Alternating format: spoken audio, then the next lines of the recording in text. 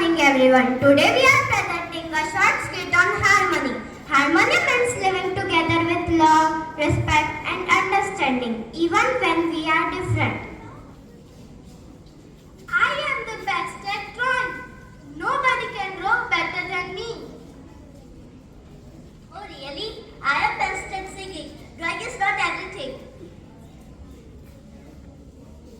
And I am best at sports. Drawing and singing cannot make a team win.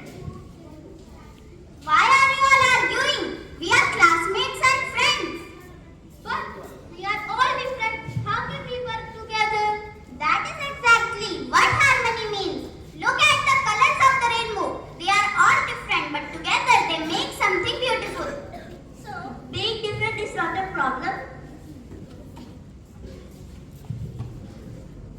No, our difference makes us special. We just need to respect one another. Then let us combine our talents. I can make the poster. I can sing a song. I can lead the activity. And I can make sure everyone gets a chance. When we listen each other and respect each other and work together, we create harmony.